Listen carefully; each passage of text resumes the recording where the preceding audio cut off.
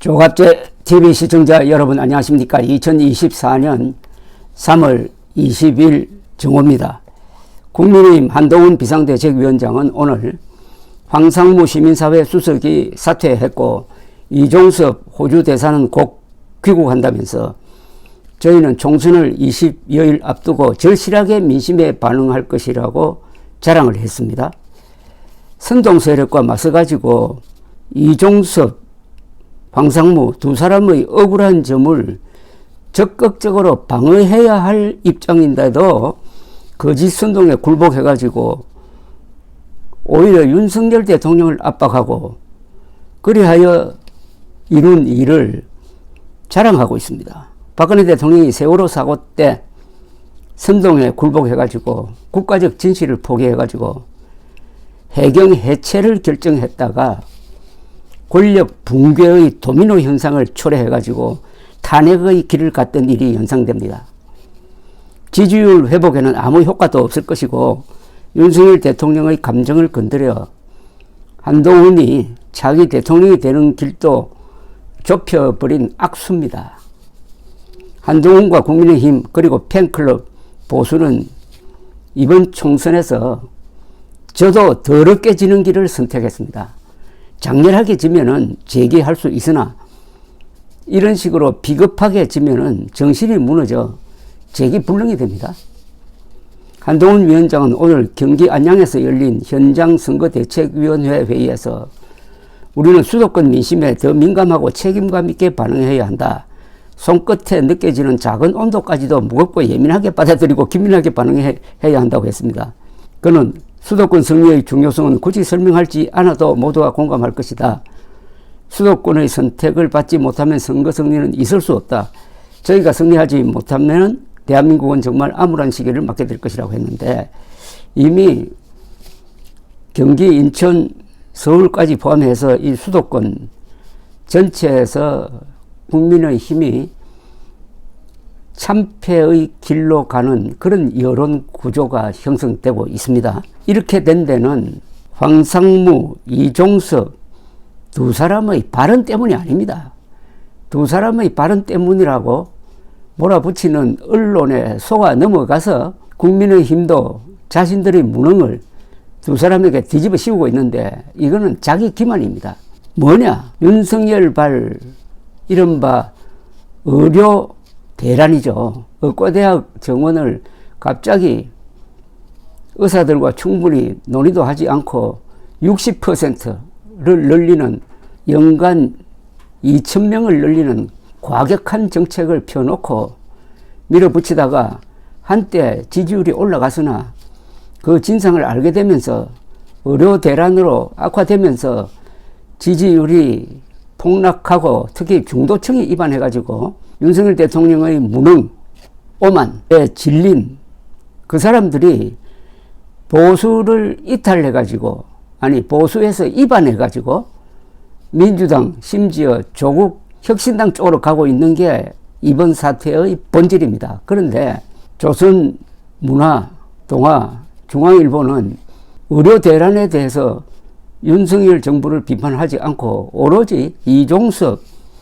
황상무 두 사람의 말꼬리를 잡아가지고 좌파와 합세해가지고 윤석열 정부를 공격을 하고 이 분위기 속에서 한동훈이 공개적으로 윤석열 대통령을 압박하고 있는 게 문제의 본질이죠. 당정이 최근 고위공직자범죄수사처 수사대상인 이종섭 호주 대사의 출국, 황상무 시민사회 수석 발언 등으로 갈등을 겪을 때 한 위원장은 공개적으로 이종섭 대사의 조기 귀국과 황 수석의 자진 사퇴를 언급을 해가지고 윤석열 대통령을 자극한 바 있고 수도권 후보들 역시 대통령실에 같은 요구를 했는데 이 또한 자신들의 무능을 윤석열 대통령에게 돌린 셈인데 이런 압박을 받으니까 선거 국면에서는 할 수 없이 대통령실이 오늘 오전 7시 윤석열 대통령이 황 수석의 사의를 수용했다고 밝혔습니다. 국민의힘 경기 안성 후보인 4선 김학용 의원의 경우 오늘 조선일보에 초반에 좋았던 수도권 분위기가 이종섭 대사와 황상무 수석 문제로 싸늘해졌다. 천만다행으로 오늘 황 수석의 사의가 받아들여져서 다양스럽게 생각한다.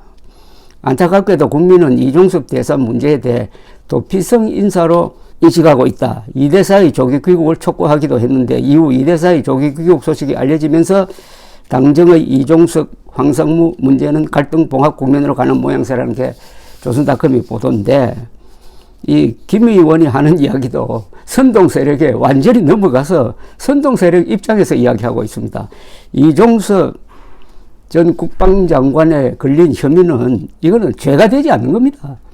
그런데도 형식상 출국 금지가 됐다가 나중에 적법 절차를 걸쳐서 출국 금지가 풀리고 대사로 부임한 걸 가지고 왼쪽 동네에서 이렇게 문제를 제기를 하니까 거기에 당당히 맞서 가지고 부당함을 지적할 생각은 안 하고 그쪽 논리를 그냥 받아들여 버렸습니다. 황상무 수석 문제도 기자들과의 비공개 잡담을 하는 와중에서 다소 쓸데없는 이야기를 한 것 같은 게 하나 있는데, 그러나 금방 사과를 해버렸습니다.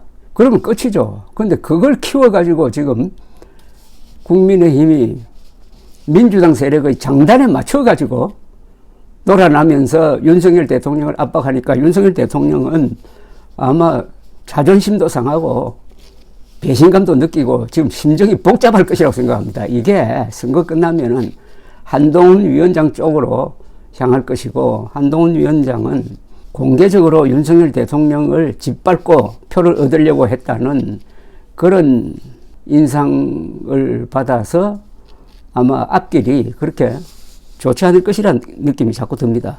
아까 말씀드렸던 대로 지금 국민의힘이 중도층의 입안으로 참패 위기로 몰린 이유는 이종석, 황상무 건보다는 윤석열발 의료 대란과 여기에 손 놓고 있는 국힘당의 무책임, 그리고 감동 없는 공천 실패에 있는 겁니다. 조용한 공천이 결국 현역 우대, 공무원 발령식, 그리고 비례대표 후보 선정은 얌전한 기능직 우대로 끝나면서 국민들에게 감동을 주지 못한 것이 원인입니다.